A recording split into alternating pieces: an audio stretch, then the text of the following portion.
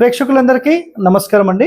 మనం ఈరోజు చిత్తూరు దగ్గర నియరెస్ట్ ఏమూరండి ఇది? నంజరపల్లి. సో నంజరపల్లి గ్రామానికి మనం వచ్చాము. సో ఇది చాలా చిన్న ఇల్లు అండి, చిన్న ఇల్లు.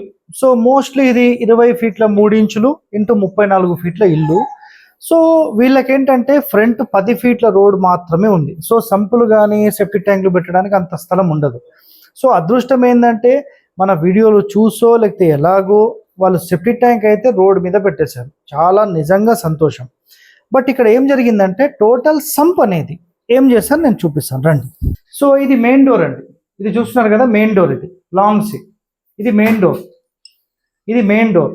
సో బయట నుంచి వచ్చేటప్పుడు ఇది మెయిన్ గేట్ తీసిన తర్వాత జస్ట్ ఇది ఒక చిన్న వరండా లాగా చేసి ఈ మొత్తం కూడా సంప్ అనేది కట్టేశారు.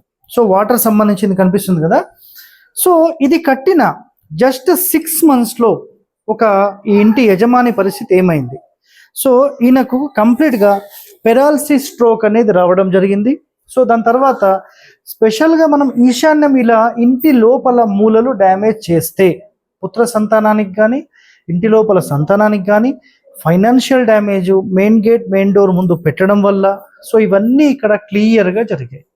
సో దయచేసి మనమందరం బాగుండాలన్నప్పుడు మీరు ఒకటే గుర్తుపెట్టుకోండి, హైదరాబాద్లో కూడా మనకు అనీస్ అని చెప్పి మనకు ఒక ముస్లిం సోదరుడు ఉన్నారు. సో ఆయన కూడా వాళ్ళ ఇంటి ముందే అంటే డోర్ ముందే పెద్ద సంపు పెట్టడం వల్ల టోటల్ హెడ్ రిలేటెడ్ ప్రాబ్లమ్స్ అనేవి అందరికీ వచ్చేసాయి. సో ఆయనకు కూడా మనం తీమ్మని చెప్పి రికమెండ్ చేశాం, కానీ ఆయన కూడా ఇంకా తీయలేకపోయాడు. ఎందుకంటే జాతక ప్రభావం ఎలా ఉంటుంది అంటే నిజంగా ఆలోచన చేయండి.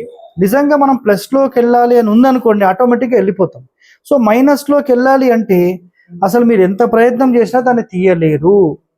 అది పరిస్థితి అండి. దయచేసి కట్టేటప్పుడే సరైన నిర్ణయం తీసుకొని 10 మందిని సంప్రదించి లేదా ఒక సరైన వాస్తు నిపుణుడిని సంప్రదించి మీరు ఒక మంచి అద్భుతమైన ఇల్లు కట్టుకొని సుఖ సంతోషాలతో జీవించాలని కోరుతున్నాను. ధన్యవాదాలు.